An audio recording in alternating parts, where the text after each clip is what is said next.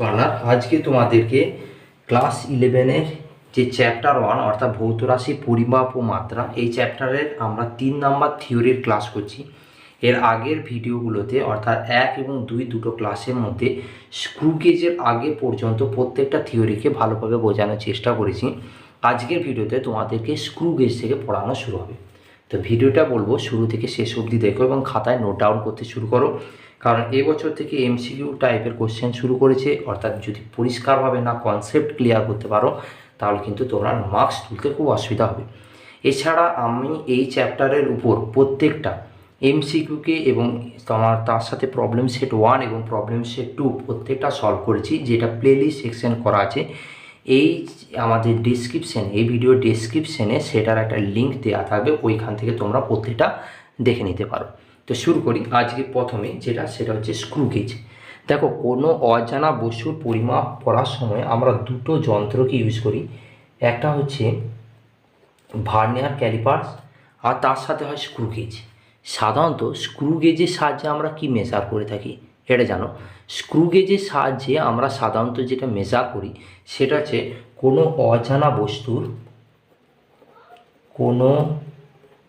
অজানা বস্তুর ব্যাস পরিমাপ করা হয়। ব্যাস বলা হয়, অনেক সময় এটাকে বেদও বলা হয়, বেদ পরিমাপ করা হয়। এটা হচ্ছে স্ক্রু গেজের কাজ। স্ক্রু গেজ তোমরা যদি দেখো, স্ক্রু গেজের ছবিটা আমি আঁকার চেষ্টা করছি। সেটা হচ্ছে, ধরো এইটি হচ্ছে স্ক্রু গেজের ছবি হবে, অর্থাৎ এরকম হবে। এর সাথে এটাকে এই করি এরকম, তার সাথে এরকম হবে, দুটো স্কেল থাকবে।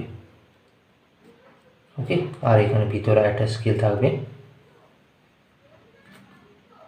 আর লাস্টে সেটা আটা থাকবে। এরকম সাধারণত স্ক্রু গেজের এটা হয়। এই স্ক্রু গেজের সাহায্যে আমরা কি করব? এই স্ক্রু গেজের সাহায্যে কোনো একটা অজানা বস্তু ব্যাস বা বেদ পরিমাপ করার সময় তাকে মাঝখানে এখানে ঢোকানো হবে। এবার এই মাঝখানে ঢোকানোর পর এই যে দুটো স্কেল পাওয়া যাবে, এই যে মেন স্কেল বা মূল স্কেল, বা এখানে আমাদের সেটাকে হলো রৈখিক স্কেল। ঠিক আছে, এটাকে রৈখিক স্কেল বলা হয়। এটাকে আমরা এ দিয়ে পরিমাপ করব। আর এইখানটাতে দেখবে চাকা চাকা আছে। যদি তোমার এটাকে বার করো বইটাকে, তাহলে দেখতে পাবে এখানে একটা চাকা চাকা ব্যাপার আছে, আর এবং সেই চাকাটার মধ্যে বা চক্রাকার বলা হয়, এটাকে বলবো চক্রাকার স্কেলের পার্ট। এটাকে কি বলবো? চক্রাকার স্কেলের পার্ট, যেটাকে আমরা বি দিয়ে রিপ্রেজেন্ট করব। ঠিক আছে, এটাকে আমরা চক্রাকার স্কেলের পার্ট বি দিয়ে রিপ্রেজেন্ট করব। এরপর কি ব্যাপার না, যতক্ষণ না বস্তুটা টাইট হচ্ছে ততক্ষণ পেছনে এই যে একটি যন্ত্র থাকে, সেই যন্ত্রটাকে সামনে দিকে ঘুরি ঘুরি, প্যাচের মতো ব্যাপার, সেটাকে ঘুরি ঘুরি সামনে দিকে নিয়ে আসতে হয়। হ্যাঁ, যেমন সেলাই রেঞ্জ হয় সেরকম জিনিসটা। তো সেইরকমভাবে যখন ঘোরানো হয় তখন এই সামনে আসে এবং তারপর টাইট হয়ে যায়। যখনই টাইট হয়ে গেল, সেখানে একটা খ্যাট করে একটা হালকা আওয়াজ করবে। আওয়াজ হয়ে গেলে কমপ্লিট টাইট হয়ে গেল। এরপরে সেই মুহূর্তে মূল স্কেলের কোনখানটাতে গিয়ে পরে দাঁড়াচ্ছে, অর্থাৎ চক্রাকার মূল স্কেল কোনখানটায় মিট করছে, সেই জায়গার পার্টটি নিতে হয়। আর সেই যে পার্টটা, সেটা রৈখিক স্কেলের পার্ট। এবারে তোমাদের সেমিস্টার 1-এ প্রথমে প্র্যাকটিক্যালে পাবে, বা ক্লাস 11-এ প্র্যাকটিক্যালে তোমরা এটা পাবে, প্র্যাকটিক্যাল করাবে তোমাদের। আর যে মুহূর্তে মিশলো, মানে যে জায়গাটা গিয়ে আটকে গেল, সেটা যেমন রৈখিক স্কেলের পার্ট বলছি, এইখানটাতে মাঝখানে সোজা একটা দাগ দেওয়া থাকবে। এই সোজা যে দাগটা দেওয়া থাকবে, সেই দাগটা বরাবর এখানে চক্রাকার স্কেলের কোন দাগটা এর সাথে মিট করছে সেটা চেক করতে হবে। বোঝা গেল?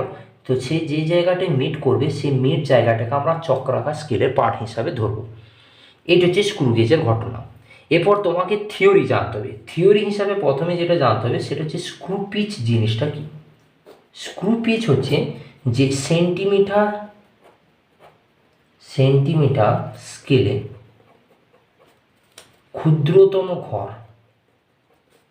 এবং সেন্টিমিটার স্কেলে যে ক্ষুদ্রতম ঘর সেটা হয় 1 মিলিমিটার অথবা 0.1 সেন্টিমিটার। আর সেন্টিমিটার স্কেলে যে ক্ষুদ্রতম ঘর সেটাকে আমাদের সাধারণত স্ক্রু পিচ হিসাবে ধরে নিই। এরপরে আমাদেরকে যেটা জানতে হয় সেটা হচ্ছে লঘিষ্ঠ ধ্রুবক কত হয়।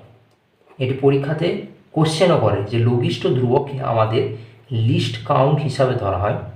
এবং লঘিষ্ঠ ধ্রুবক বলতে কি বোঝায় না লঘিষ্ঠ ধ্রুবক সমান হচ্ছে উপরে লিখছি স্ক্রু পিচ বাই চক্রাকার স্কেলের মোট ঘর সংখ্যা। সাধারণভাবে চক্রাকার স্কেলে মোট ঘর সংখ্যা থাকে 100টা পরপর ঘর থাকে। যখন প্র্যাকটিক্যাল করবে তখন দেখতে পাবে তোমরা যে মোট 100টা ঘরকে দেওয়া থাকে। আর এই মাত্র স্ক্রু পিচের ভ্যালু বের করলাম, কত হলো সেন্টিমিটার স্কেলে 0.1। তাহলে ফাইনালি এইখান থেকে লেখা যায় 1/1000 অর্থাৎ 0.001 সেন্টিমিটার হয়। এইটি হচ্ছে লঘিষ্ঠ ধ্রুবক এবং এই ভ্যালু সর্বদা কনস্ট্যান্ট হয়। আর এই কনস্ট্যান্টের মানটা তোমাকে মনে রাখতে হবে।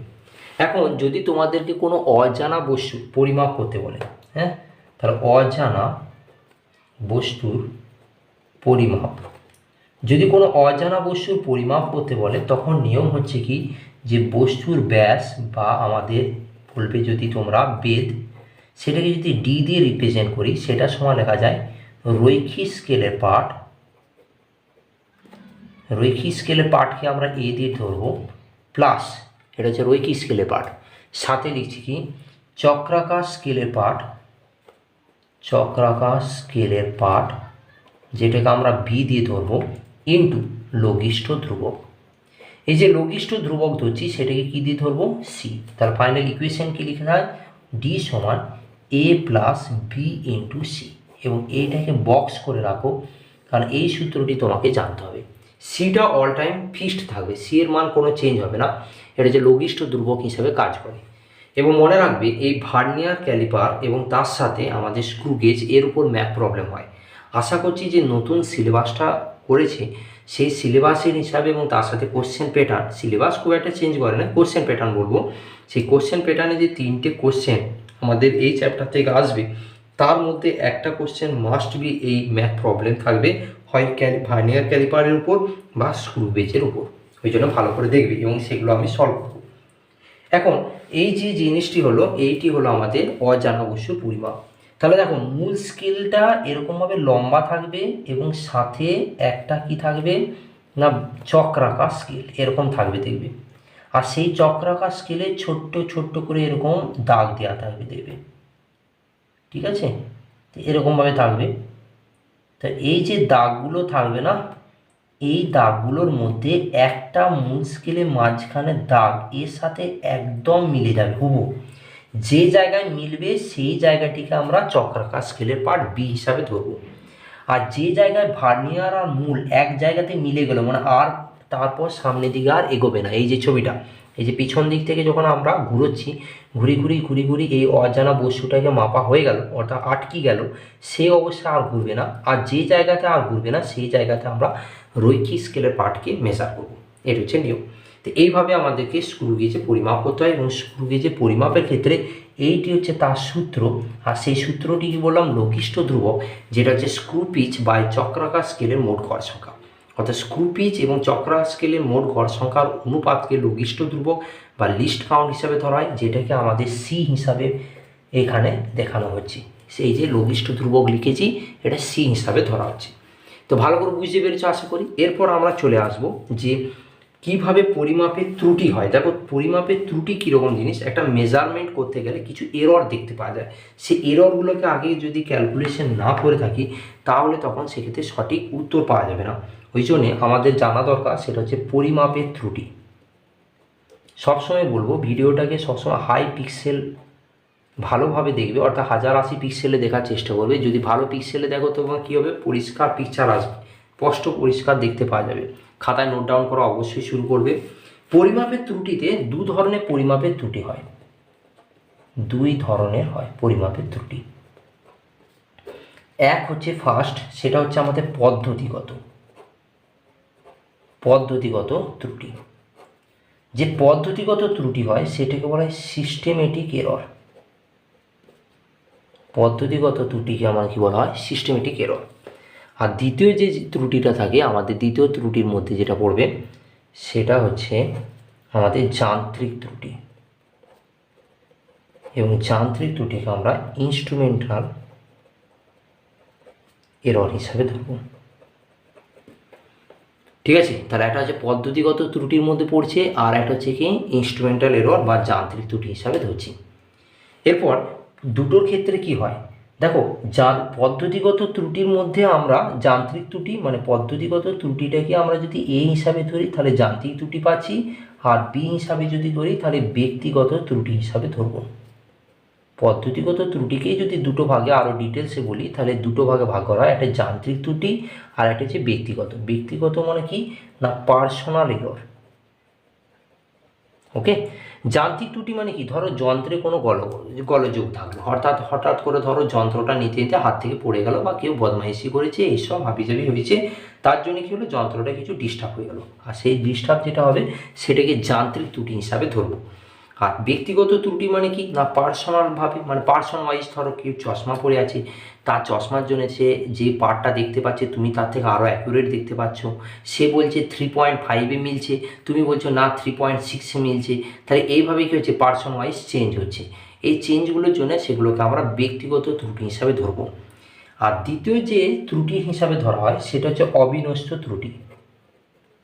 অবিনষ্ট ত্রুটি যেটাকে র্যান্ডম এরর হিসাবে ধরা হয়। র্যান্ডম এরর কি, র্যান্ডম এরর হচ্ছে ধরো তুমি পদ্ধতিটাই জানো না কিভাবে করতে হয়, অর্থাৎ এলোমেলো অ্যাবজার্ডভাবে করছো বা করছো কিন্তু কমপ্লিট করছো না, অর্ধেক করে দিয়ে চলে যাচ্ছো, পরের দিন আসছো আবার প্র্যাকটিক্যাল করছো কিন্তু কমপ্লিট করছো না, তখন যে ত্রুটিগুলো দেখতে পাওয়া যায় সেগুলোকে আমাদের অবিনষ্ট ত্রুটি হিসাবে ধরা হয়। এবং এটার জন্য মেন দায়ী কিন্তু তুমি, কারণ যদি তুমি কমপ্লিটভাবে কোনো একটা প্র্যাকটিক্যাল না করে দিয়ে চলে যাও, পরের দিন এসে করো, তাহলে কিন্তু সামান্য ত্রুটি তো দেখা যাবে, কারণ আগের মতো তো সব কিছু এক থাকে না। তাই সেই জন্য কী করতে হয় না, কোনো একটা প্র্যাকটিক্যালকে ধরলে চেষ্টা করবে সেই দিনে যেন ফিনিশ করা শেষ করা যায়, খুব ভালো হয় ব্যাপারটা। আর তোমরা সাধারণত দেখবে যখন স্কুলে প্র্যাকটিক্যাল করবে সেই প্র্যাকটিক্যালগুলোকে একটা গ্রুপের উপর করে, অর্থাৎ ধরো 20 জন ছেলে আছে, 5টা প্র্যাকটিক্যাল আছে, 5×4=20 হিসাবে 4 জন করে একটা করে গ্রুপ আনিয়ে দেয়, আরও বেশি গ্রুপ করে, হ্যাঁ সেইগুলো প্রত্যেকে একবার করে দেখবে প্র্যাকটিক্যালগুলো কীভাবে আসছে। এরপর নেক্সট জায়গা দেখি, নেক্সট জায়গা হচ্ছে error in calculation. Error in calculation মানে হচ্ছে ত্রুটির গণনা।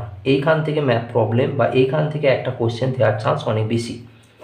ত্রুটির গণনাতে কি দেখতে পাওয়া যায়, ত্রুটির গণনাতে প্রথমে যেটা দেখা যায় কোনো একটা অজানা বস্তু, ধরো কোনো বস্তুর সঠিক পরিমাপ করার সময় তাকে আমরা সাধারণত কি অনেকবার অবজারভেশন করব। ধরে নিলাম আমরা ওকে n বার অবজারভেশন করছি, n বার পরিমাপ করা হচ্ছে, ঠিক আছে। যেমন ধরো আমি একটা ভ্যালু দিয়ে দেখানোর চেষ্টা করি, ধরো আমি সেটাকে 5 জন, তোমরা বন্ধু আছো 5 জনকে স্যার বলেছেন যে তোমরা 5 বার এটাকে অবজারভেশন করবে বা চেক করবে। তাহলে তোমাদের 5 বন্ধু, প্রথমে একটা বন্ধু সে বলল দেখ এটার ভ্যালু হচ্ছে 10.01, আরেকজন বললো না এটা ভ্যালু হচ্ছে 10, আরেকজন বললো না 10.02, আরেকজন বলছে না 0.9 অর্থাৎ 9.58, আরেকজন বললো না 10.03। দেখো 5 জন যে পার্সন আছে, 5 জন পার্সনের মধ্যে একজন হচ্ছে 10.1 বললো, একজন বললো 10, একজন বললো 10.2, একজন বললো 9.58, একজন বললো 10.3। তাহলে এইরকম যে ভ্যালুগুলো হলো এইগুলো কি না এটা পার্সন ওয়াইজ হচ্ছে। তাহলে যখনই আমরা সঠিক পরিমাপ করব প্রথমে আগে কি করব না সেটা একটা অবজারভেশন বেশি করে নেব, পর্যবেক্ষণটা বারবার নেব। তো সেখানে ধরো 5 বার পর্যবেক্ষণ করলাম, তাহলে প্রথমে এটার আগে কি করে নিতে হয় না এটার আগে প্রথমে গড় মানটা বার করে নিতে হয়। গড় মান হচ্ছে এভারেজ ভ্যালু। যখন গড় মান করব, দেখো যখন আমরা গড় মান করছি তখন কি করব যে 5টা যে অবজারভেশন পেলাম সেই 5টা অবজারভেশনে প্রথমে যোগ করে নিলাম, নিয়ে 5 দিয়ে ভাগ করলাম। এন টার্মস যতগুলো নেবে, তুমি যদি 6টা নাও 6টা যোগ বাই 6 দিয়ে ভাগ। এখন যদি আমি একটা ভ্যালু দিয়েই আমি যখন দেখাতে শুরু করেছি তাহলে সেটার রেজাল্টটা শো করে যে দেখো 10, 10.02, 9.58 আর 10.03 কবার নিচ্ছি 5 বার। যদি এটা যোগ করো রেজাল্টটা আসছে এই দিকে 49.64, ক্যালকুলেটার ধরো বাই 5, 49.64/5 যদি করো তাহলে তুমি এই যে মানটা পাবে সেটা পাবে 9.928। এই যে ভ্যালুটা পেলে এগুলো হচ্ছে কি না তার গড় করলাম, ওই জন্য x বার হিসাবে লিখলাম। কী হিসেবে লিখলাম, এক্স বার। তাহলে ভালো করে বুঝে নাও, যখন এরর ক্যালকুলেশন করানো হয় তখন নিয়ম হচ্ছে প্রথমে যতগুলো ভ্যালু পেলাম সেই ভ্যালুগুলোর প্রত্যেকটা আমি গড় করে নিলাম, গড় করে এক্স বার করলাম, এটা একটা রেজাল্ট হলো। এখনও পর্যন্ত কমপ্লিট হয় না, এরপর দেখতে শুরু করবে নেক্সট। আমি যখন এই যে ভ্যালুগুলোকে পেলাম সেই ভ্যালুগুলো থেকে সামান্য যে ত্রুটি সেটা বার করব। তাহলে সামান্য যে ত্রুটি সেটা যে বার করব সেটা কিভাবে লিখব না, সেটা হচ্ছে যখন সঠিক মান বার করা হয় বা অ্যাকচুয়াল মান বার করা হয়, যেটাকে এক্স যদি ধরি, সেটা হচ্ছে তার গড় মান প্লাস মাইনাস এপসিলন। তাহলে প্লাস মাইনাস এপসাইলন, এই যে এপসাইলনটা হচ্ছে তার সামান্য ত্রুটি। আর এই এপসাইলনটা কীভাবে পরিমাপ করা হয়, আমরা তো 5টা অবজারভেশন নিয়েছি, তার প্রথম যে ভ্যালুটা নিয়েছিলাম সেইটা মাইনাস তার গড় তার মডিউলাস, এই যে দুটো দাগ দিয়ে দিচ্ছি এটাকে মডিউলাস বলা হয়। মডিউলাস হলে কি সুবিধা না, ভিতরে যদি রেজাল্টটা নেগেটিভও আসে, যেহেতু মডিউলাস আছে তার জন্য আমরা সেটাকে পজিটিভ হিসাবে কাউন্ট করব। এটা হচ্ছে মডিউলাসের কাজ। আবার x2 ছিল মাইনাস এক্স বার, আবার x3 মাইনাস এক্স বার, আবার x4 মাইনাস এক্স বার, আর x5 মাইনাস এক্স বার। এবার কটা টার্ম নিয়েছিলাম, 5টা, তাহলে বাই 5। ঠিক আছে, তাহলে এখন যদি প্রত্যেকটা রেজাল্ট বার করি, দেখো কি রেজাল্টটা আসছে। তাহলে প্রথমে x1 এর ভ্যালুটা একবার চেক করো। দেখো x1 এর ভ্যালু ছিল 10.01, তাহলে 10.01 মাইনাস এক্স বারের ভ্যালু কত ছিল, এক্স বারের ভ্যালু হলো 9.928। ঠিক আছে, তাহলে 9.928। এইভাবে যখন x2 ভ্যালুটা করবে, x2টা হচ্ছে 10 ছিল মাইনাস 9.928। তারপর x3 যখন করছো সেটা 10.02 ছিল আর সেটা হচ্ছে 9.928। তারপরে x4 যেটা ছিল সেটা হচ্ছে 9.58 ছিল। দেখো x4টা 9.58ই ছিল আর সেটাতে মাইনাস 9.928, মাইনাস 9.928। আর লাস্ট যেটা ছিল সেটা হচ্ছে আমাদের 10.03, এখানেও হচ্ছে কত 9.928 দিয়ে একে বিয়োগ করছি। কটা অবজারভেশন, 5টা, তাহলে বাই 5। 5টা অবজারভেশনের জন্য কী হয়ে গেল, বাই 5। এবার প্রত্যেকটা যদি রেজাল্ট বার করো বিয়োগটার, তাহলে দেখো 10.01 থেকে 9.928 এর যখন করবে তখন 0.082, দ্বিতীয়টা যখন করবে 0.072। ক্যালকুলেটার ধরে করতে শুরু করো তাহলে বুঝতে পারবে 0.092 পরেরটা আসছে। তারপরেরটা খুব ইম্পর্টেন্ট, দেখো 9.58 থেকে 9.928 যদি বিয়োগ করি তাহলে মাইনাস চলে আসছে। তাহলে কি মাইনাস, তাহলে মাইনাস কি বলতে পারি যে মাইনাস 0.348। আর তার আগেরগুলোতে সব মডুলাস দিলে, মডুলাস মনে হচ্ছে আমাদের ভিতরের ভ্যালুটা সর্বদা পজিটিভ হিসাবে বাইরে কাউন্ট করব। আর লাস্টেটা কত না 0.102। কটা অবজারভেশন আছে, মোট 5টা, তাহলে বাই 5। তার প্রথমটা ভ্যালু দ্বিতীয়টা ভ্যালু সবগুলো যোগ করবো, অর্থাৎ 0.082। আরেকবার লিখে নিচ্ছি 0.72, 0.092, 0.348 অ্যান্ড 0.102 বাই কত 5। যখন এটার সাম করব ফাইনালভাবে তখন আমার ভ্যালু হচ্ছে উপরে 0.696 বাই 5। আর এটা যদি ক্যালকুলেশন করছি তাহলে লেখা যায় 0.1392। তাহলে এইটা হলো সামান্য ত্রুটি, মানে কোনটার ভ্যালু পেলাম বলো তো, এই যে এপসিলনের ভ্যালুটা পেলাম। তাহলে সঠিক মান কি হবে না, সঠিক মান এক্স সমান এইমাত্র সূত্রতে দেখলাম কি x bar plus minus epsilon. তাহলে এক্স বার কত বেরিয়েছিল, এক্স বার বেরিয়েছিল 9.928 আর প্লাস মাইনাস কত হলো 0.1392। তাহলে এক্সের কটা ভ্যালু পাচ্ছি, দুটো, একটা x1 ধরতে পারি একটা x2 ধরতে পারি। x1 কত 9.928 প্লাসে ধরে 0.1392 আর x2টা কত ধরবো 9.928 মাইনাস ধরে 0.1392। দুটো যে রেজাল্ট হলো সেটাকে আমরা এখানে লিখে নেব। তাহলে প্রথমটা ধরো রেজাল্ট যদি করি সেটা যা ভ্যালু পাবো সেটা এখানে লিখবো, দ্বিতীয়টা যে রেজাল্ট হবে সেটাকে এখানে লিখে নিলাম। এরপর এইখান থেকে দেওয়া থাকে সেটা হচ্ছে ভগ্নাংশ ত্রুটি কোনটা। দেখো ভগ্নাংশের ত্রুটি মনে হচ্ছে এপসিলন বাই এক্স।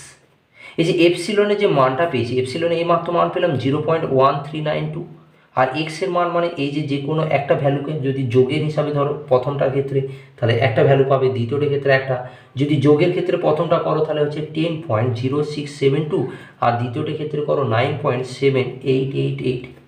তাহলে হয় তুমি এটা লিখতে পারো 10.0672 অথবা আমরা লিখতে পারি 92/9.788, যে কোনো একটা ভ্যালুকে দিতে পারো। এটা হচ্ছে ভগ্নাংশের ত্রুটি বলা। আর যখন তোমরা শতকরা ত্রুটি পড়বে তখন কি করবে, ε/x তার সাথে 100% গুণ করে দেবে। শতকরা কথাটা যখনই ইউজ হবে তখন 100% দিয়ে কী করে দেওয়া হয় না, গুণ করে দেওয়া হয়। তাহলে এটা হচ্ছে ভগ্নাংশের ত্রুটি বেরিয়ে গেল। তাহলে এইভাবে পুরো ক্যালকুলেশন যেটা দেখালাম, এইখান থেকে তোমাদের সামান্য ত্রুটির পুরো ক্যালকুলেশনটা তোমরা দেখতে পেয়ে যাবে যে সামান্য ত্রুটি কীভাবে বার করা হয়। এরপর তোমাদেরকে যেটা দেখাবো সেটা হচ্ছে ত্রুটির যোগ বা ত্রুটির বিয়োগ কীভাবে করা হয়। তো ত্রুটির যোগ, ত্রুটির বিয়োগ, ঘাতের ক্ষেত্রে ত্রুটি কীভাবে কাজ করে ভালো করে প্রত্যেকটা প্রসিডিওর দেখে নাও। দেখো, ত্রুটির যোগ যখন করা হয়, যেটা এরর অফ সাম যেটা বলবো, ধরো এক্স ধরলাম, এক্স সমান কত, a+b। এক্স সমান যদি a+b হয়, আমরা যখন সামান্য ত্রুটি, সামান্য কথাটা ইউজ করলে ডেল ইউজ করে দেবো। এই চিহ্নটিকে ডেল বলা হয়, ক্যাপিটাল ডেলটা বলা হয়। ডেল এক্স সমান কত হবে, প্লাস মাইনাস ডেল এ প্লাস ডেল বি। মনে রাখবি, ত্রুটি যখন হবে তখন ভিতরটা সর্বদা প্লাসে থাকবে আর বাইরে কি থাকবে, প্লাস মাইনাস করে দেওয়া থাকবে। তাহলে এর যখন যোগ করবো তখন কি হবে, শতকরা ত্রুটি হিসাবে একবারে যদি করি তাহলে সেক্ষেত্রে লেখা যাবে ডেল x/x, এবং সেটা কী হবে, প্লাস মাইনাস উপরটায় লিখবো ডেল এ প্লাস ডেল বি আর নিচটা লিখবো বাই a+b, এবং এইটা ইন্টু কী লিখবো 100%। যেহেতু শতকরা বলছি একবারে প্রথমে ভগ্নাংশ দেখালাম তার সাথে শতকরা, এটা হচ্ছে রুল, এটা হচ্ছে নিয়ম, এইভাবে করতে হয়। তাহলে উপরে ডেল এক্সের ভ্যালুটা লিখবো, নিচে এক্সের ভ্যালুটা লিখবো, 100%। একইভাবে যদি বলা হয় তোমাদের ত্রুটির বিয়োগ বার করো, ত্রুটির বিয়োগ যখন বলবে অর্থাৎ সাবস্ট্রাকশন অফ এরর বা এরর অফ সাবস্ট্রাকশন, ধরো এক্স সমান আছে a-b, তাহলে ডেল এক্স কত হবে না, ডেল এক্স যদি হয় তাহলে সেটা হচ্ছে প্লাস মাইনাস ডেল এ প্লাস ডেল বি কাজ করবে। আর এদের ক্ষেত্রে যখন শতকরা ত্রুটি করবো কখন কীভাবে লিখবো না, শতকরা ত্রুটি হচ্ছে এদের ক্ষেত্রে ডেল x/x, এবং সেটা হবে কত, প্লাস মাইনাস বাইরে রেখে দিলাম, উপরটা হবে ডেল এ প্লাস ডেল বি আর নিচে হবে a-b ইন্টু 100%। এটা হচ্ছে বিয়োগের ক্ষেত্রে। যদি গুণের ক্ষেত্রে বলে, এই জায়গাটা একটু সেপারেট করে দিই, গুণের ক্ষেত্রে যদি বলা হয় তখন সেক্ষেত্রে কীরকম হবে, ত্রুটির বিয়োগ তারপরে হচ্ছে ত্রুটির গুণ। ধরো ত্রুটির গুণ হলো, ধরো এক্স দেওয়া আছে, এক্স সমান a/b, তাহলে ডেল এক্স যখন হবে তখন কী হবে, প্লাস মাইনাস এখানটায় যখন ত্রুটি গুণের কথা বলছি না, ডেল এ ইন্টু ডেল বি। কিন্তু ডেল x/x যখন লিখবো তখন লিখবো ডেল এ প্লাস মাইনাস সামনে থাকবে del a/a plus del b/b into 100%। এটা হচ্ছে গুণে নিয়ম। তখন কী হয়, ডেল x/x সমান plus minus del a/a plus del b/b। এই ডেল a/a এইভাবে লিখতে হয়, লেখাটা দেখে নাও, del a/a plus del b/b। আর যখন ত্রুটির ভাগ হবে, ত্রুটির ভাগের ক্ষেত্রে হবে, ধরো x সমান আছে a/b, তাহলে এক্ষেত্রে লেখা হবে যে ডেল x/x একবারে ফাইনাল করে নিচ্ছি, শতকরা হিসাব বলি ইন্টু 100%, তখন হবে plus minus del a/a plus del b/b into 100%। অর্থাৎ আমরা যদি লক্ষ্য করি তাহলে আমাদের গুণ এবং ভাগের ক্ষেত্রে প্রসিডিওর সেম হয়। এবার এইগুলো তো জাস্ট দেখলাম, ম্যাথ প্রবলেম কিভাবে করে সেগুলো আমি পরে দেখাচ্ছি। তাহলে ত্রুটির গুণ, ত্রুটির ভাগ, ত্রুটির যোগ প্রত্যেকটা দেখে নাও। প্রথমে যোগটা দেখাচ্ছি, বিয়োগ দেখো, গুণ দেখো এবং তার সাথে ভাগ, প্রত্যেকটা সিস্টেমকে দেখে নাও। এই প্রত্যেকটা সিস্টেমকে পরে আমাদের কাজে লাগবে। এরপরে আজকে যেটা পড়াবো সেটা হচ্ছে তাৎপর্যপূর্ণ অঙ্ক সংখ্যা। এরপরে সার্থক সংখ্যা বা তাৎপর্যপূর্ণ অঙ্ক সংখ্যা পড়াবো, মন দিয়ে শুনবি। তাৎপর্যপূর্ণ অঙ্ক সংখ্যা বা সার্থক সংখ্যা, সার্থক অঙ্ক সংখ্যা, এটাকে আমাদের সিগনিফিকেন্ট ভ্যালু হিসাবে ধরা হয়। সিগনিফিকেন্ট, এইখান থেকে একটি কোশ্চেন তোমাদের আসবে, সিগনিফিকেন্ট নাম্বার।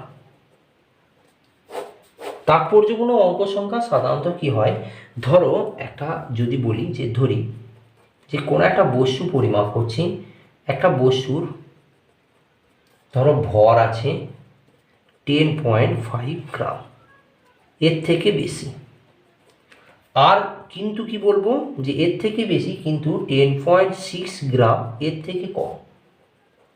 তাহলে দেখো 10.5 থেকে কোনো একটা বস্তুর ভর বেশি আছে বা 10.6 থেকে কম আছে, মানে এর মাঝে তো অনেকগুলো হয়, কীরকম হয় 10.51, 10.52, 10.53, 10.54, 10.55, 10.56 এভাবে চলতে থাকবে। কতটা পর্যন্ত না 60 পর্যন্ত।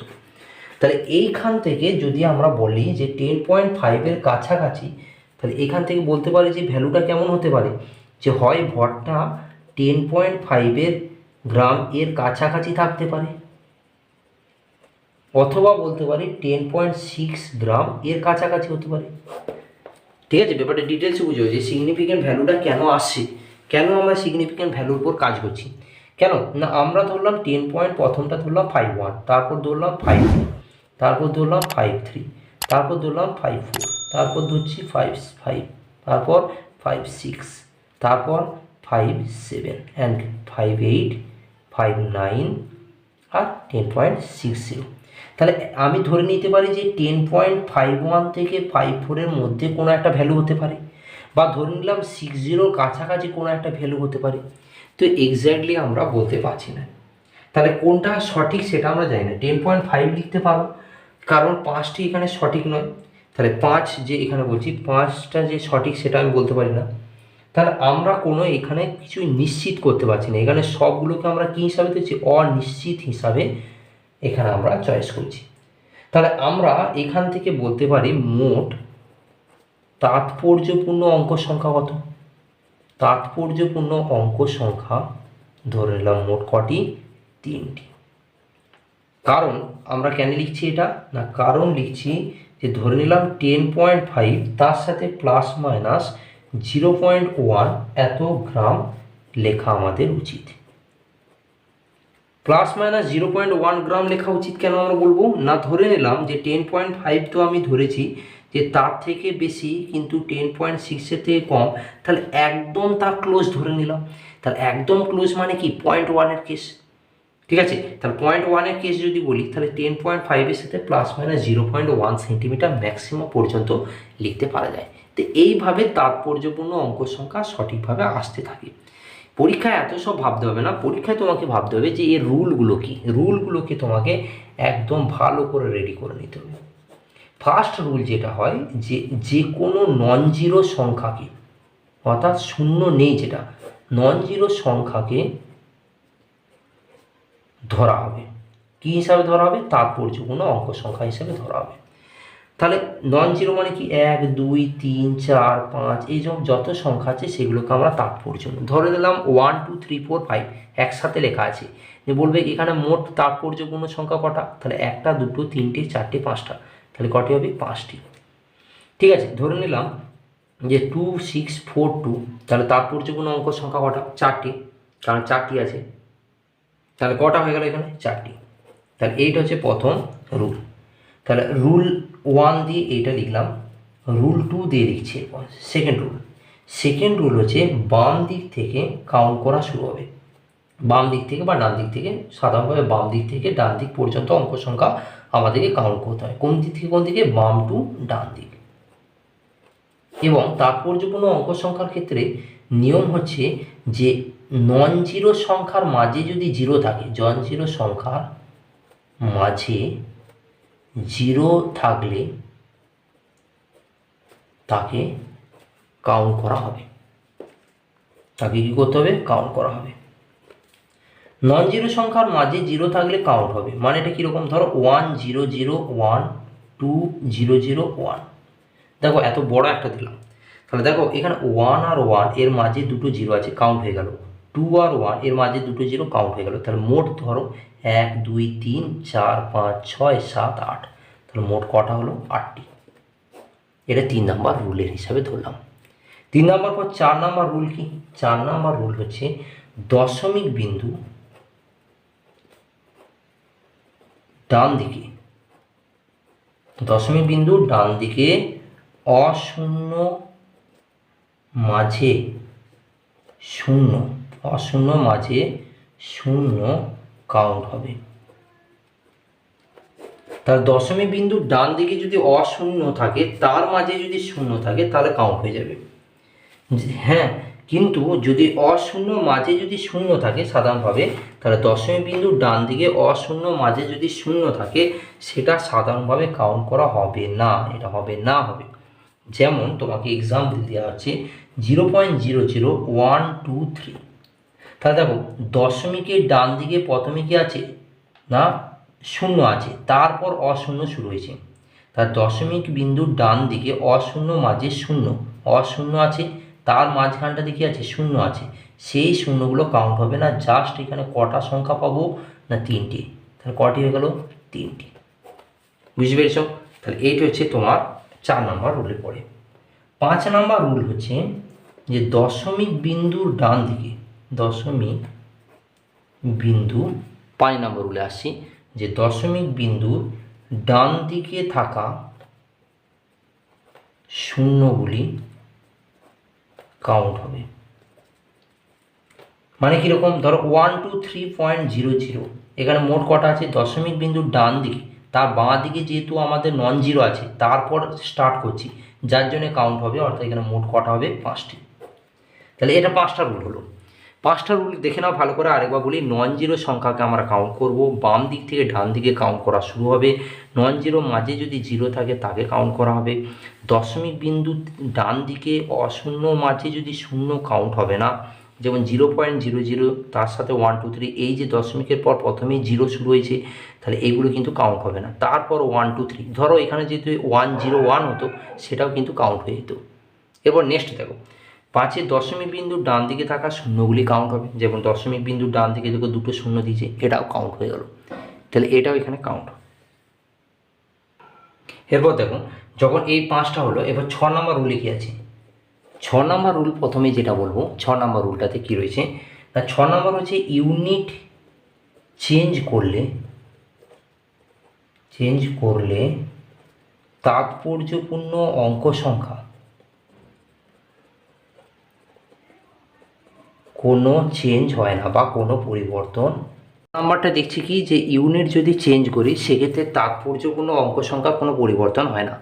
অর্থাৎ ধরো 173.00 কেজি আছে, অর্থাৎ এখানে মোট তাৎপর্যপূর্ণ সংখ্যা কটি? 5টি। আর যদি 173 তার সাথে কেজি থেকে গ্রামে কনভার্ট করি, তাহলে সেক্ষেত্রে মোট তাৎপর্যপূর্ণ সংখ্যা কত হয়ে গেল? 5টি। কারণ কেজি থেকে গ্রামে দিয়েছে, তোমাকে যখন কোশ্চেন দেবে কেজি দেওয়াতে হবে, তারপর বলে যে গ্রামে, তখন কত হবে সেটা বলবে। শুধু ধরো যদি তোমার 173 তার সাথে 3টে শূন্য নিয়ে গ্রাম দিয়ে দিয়েছে, তখন কি বলবে তাৎপর্যপূর্ণ সংখ্যা কত? তুমি ডাইরেক্ট বলে দেবে 5টি নয়, এখানে মোট হচ্ছে 6টি। ঠিক আছে? তাহলে তখন কী হবে? 1 2 3 4 5 6, এইভাবে 6টিকে কাউন্ট করা হবে। আসন্ন মানের রেসপেক্টে কীভাবে তাৎপর্যপূর্ণ সংখ্যাকে কাউন্ট করতে হয় সেটাকে আবার দেখে নাও, কারণ আসন্ন মানটা এখানে বিরাট ইম্পর্টেন্ট। আসন্ন মানে কতগুলো রুল আছে, সেই রুলগুলোকে আমি তোমাদেরকে এক এক করে বলছি এবং সেই রুলগুলো লিখতে শুরু করো। ফার্স্ট ধরো একটা দিয়েছে যে 7.314। এখন মনে রাখবে লাস্টের যে ডান দিকে যে সংখ্যাটা আছে সেটা যদি 5-এর কম হয় তাহলে সেটা ক্যান্সেল। 5 বা 5-এর কম যদি হয়, হ্যাঁ মানে 5-এর কম, এক কথায় কি বলবো, 5-এর কম যদি হয় তাহলে সেটা ক্যান্সেল। তাহলে মোট কটার সংখ্যা হয়ে গেল? 7.31। অর্থাৎ তাৎপর্যপূর্ণ অঙ্ক সংখ্যা কটি? 3টি, কারণ নন জিরোকে আমরা কাউন্ট করি। তাহলে এটা হচ্ছে প্রথম রুল। তাহলে একদম ডান দিকেটা যদি 5-এর কম হয় তাহলে সেটা তাৎপর্যপূর্ণ অঙ্ক সংখ্যা থেকে আউট হয়ে যাবে, অর্থাৎ সেটা ক্যান্সেল। দ্বিতীয় রুল ধরো 7.518 আছে, তাহলে এইটাকে কীভাবে লিখব? লাস্টেরটা যদি 5-এর থেকে বেশি হয়, দেখো 8 আছে, তাহলে 5-এর থেকে বেশি, তাহলে তার আগে যে সংখ্যাটি থাকবে সেটিকে 1 যোগ হয়ে যাবে। তাহলে আগে কী আছে? 1 আছে, তাহলে 1কে আরও 1 দিয়ে যোগ করলে কত? 2। তাহলে এখন 7.52 লিখব। আর 52 লেখার জন্য মোট তাৎপর্যপূর্ণ সংখ্যা এখানেও কটা হয়ে গেল? 3টি। 3 নম্বর রুল যদি বলি, 3 নম্বর রুলটা তাৎপর্যপূর্ণ অঙ্ক সংখ্যার ক্ষেত্রে দেখো যে ধরো 34.6253। তাহলে লাস্টের যে সংখ্যাটা রয়েছে তার আগের সংখ্যাটা কি আছে? তার আগের সংখ্যাটা 5 আছে। ঠিক আছে, তার আগের সংখ্যাটা 5 আছে এবং তাহলে লাস্টে যে 3 আছে, তাহলে প্রথমে সে কী হয়ে গেল? ক্যান্সেল হয়ে গেল। কেন ক্যান্সেল হয়ে গেল না, আমরা বলে দিয়েছি যে যদি 5-এর কম থাকে তাহলে সে আউট, তাহলে আউট হয়ে গেল। তাহলে আউট হয়ে গেল মানে এখন কত লিখতে পারি? 34.625। এবার এই যে 5 আছে, তার 5 থাকা মানে কি, তার আগের সংখ্যাটা কী হবে? 1 বেড়ে যাবে। তাহলে এটাকে আবার তারপর কি লিখতে পারি? 34.63। 5টা আউট। আর এখানে 2-এর বদলে 1 যোগ হয়ে গেল 3 হয়ে গেল। তাহলে এখন মোট 4টি সংখ্যা পেলাম, অর্থাৎ তাৎপর্যপূর্ণ অঙ্ক সংখ্যা কত হয়ে গেল? 4টি। তাহলে সিস্টেমটা দেখো, প্রথমে একে ক্যান্সেল করলাম, তারপর 5টা ক্যান্সেল হলো, 5 যেহেতু থাকলো তার জন্য তার আগের সংখ্যাটা 1 যোগ হয়ে এইটি বেরোলো। 4 নম্বর রুলে আসি। ধরো 37 এখানে আছে 625, এটা তো তোমরা করলে 4 নম্বরে। তো 37.6750 এরকম আছে। যদি এরকম থাকে, লাস্টে দেখো 0 আছে, তাহলে এটা কী হয়ে গেল? ক্যান্সেল প্রথমে। এবার 5 আছে, 5-এর পর যদি অযুগ্ম সংখ্যা থাকে, 7 হচ্ছে অযুগ্ম কী সংখ্যা? অযুগ্ম সংখ্যা থাকে, তাহলে তখন নিয়ম হচ্ছে সেটা 1 যোগ হয়ে যাবে, অর্থাৎ 37.68 হয়ে যাবে। তাহলে প্রথমে 0 তো ক্যান্সেল, 5 থাকার জন্য তার আগের সংখ্যাটা 1 যোগ হয়ে 8 হয়ে গেল। তাহলে এখন মোট কটা সংখ্যা হলো তাৎপর্যপূর্ণ অঙ্ক সংখ্যা? আমাদের 4টি, বা সার্থক সংখ্যা 4টি। আর একটা রুল আছে যেটা, সেটা হচ্ছে ধরো 37.67 তার সাথে ধরো 5-4 এরকম যদি থাকে, তাহলে এক্ষেত্রেও কী হবে? না এক্ষেত্রেও একই সিস্টেম হবে। একই সিস্টেম কেমন হবে? যে 37.6758 এখানে 7 না করে ধরো সাপোজ 4 দিয়ে দিয়েছি, তাহলে এটা কেমন হবে? তবে লাস্টের 4 থাকার জন্য কী হবে? Cancel out. এবং 5 আছে, তার আগের সংখ্যাটা কি আছে? যুগ্ম সংখ্যা আছে। যদি 5-এর আগের সংখ্যাটা যুগ্ম সংখ্যা হয় তাহলে কোনো চেঞ্জ হবে না, একই থেকে যাবে। অর্থাৎ ভ্যালু কত হলো? 37.64, অর্থাৎ মোট কটা হয়ে গেল? 4টি। তখন আর আমি 65 করতে পারি না যে 5 আছে এর আগেরটা 4, তাহলে 1 যোগ হয়ে যাবে, হবে না। যুগ্ম সংখ্যা থাকলে তখন কোনো পরিবর্তন হয় না, সেম থাকে। আর যদি অযুগ্ম সংখ্যা থাকে তাহলে তখন 1 যোগ হয়ে যায়। তো এইটি হচ্ছে আসন্ন মানের ঘটনা। তাহলে আজকে যে ভিডিওটা করলাম সেই ভিডিওতে তাৎপর্যপূর্ণ অঙ্ক সংখ্যা পর্যন্ত ক্লিয়ার করলাম। আগের প্রথম এখানে 4টে আমাদের ক্লাস করলাম, আশা করি 4টে না 3টে তোমাদের ক্লাস হচ্ছে। যদি তোমরা দেখো আমাদের মনে হচ্ছে 4টে কি 3টে ক্লাস হচ্ছে। এই যে 3টে ক্লাসের হিসাবে, হ্যাঁ তোমাদের 3টে ক্লাস হবে। দেখো 3টে ক্লাসের মধ্যে তোমাদেরকে আমরা যেটা করলাম সেই ক্লাসগুলোতে কমপ্লিট এই চ্যাপ্টারটাকে পুরো থিওরিটাকে রেডি করে দিলাম। সেই থিওরির প্রত্যেকটা জিনিস আমি একসাথে প্লেলিস্টে আপলোড করব, এর সাথে ম্যাথ প্রবলেমগুলো আছে সেগুলো আপলোড করে পুরো একটা ফাইল বানিয়ে দেবো প্লেলিস্টে। সেটা হচ্ছে ভৌত বিশ্ব পরিমাপ বা ভৌত রাশি পরিমাপ ও মাত্রা, এভাবে ফাইলটা থাকবে। তোমরা যখনই সার্চ করবে তখন ভৌত রাশি পরিমাপ ও মাত্রা লিখবে বা ইউনিট ডাইমেনশন এবং 5টায় লিখবে ফিজিক্স বার্নার। যখন লিখবে সার্চ চলে আসবে, প্লেলিস্টটা পুরোটা দেখে নেবে। খাতায় সবসময় আমি বলবো নোট ডাউন করতে শুরু করো, নোট ডাউন করলে তোমাদের সুবিধা হবে, বারবার দেখার কোনো প্রয়োজন হবে না। যদি কোনো জায়গায় কোনো বুঝতে না পারো, অসুবিধায় পড়ো, তাহলে অবশ্যই কমেন্ট করবে, কমেন্টে আমি রিপ্লাই দেওয়ার চেষ্টা করব। ভিডিওটা কেমন লাগলো অবশ্যই ভিডিওটা বলবে। তো আজকের ভিডিও এতটা পর্যন্ত, পছন্দ হলে লাইক, শেয়ার এবং সাবস্ক্রাইব করতে ভুলবে না। তো থ্যাংক ইউ, বাই।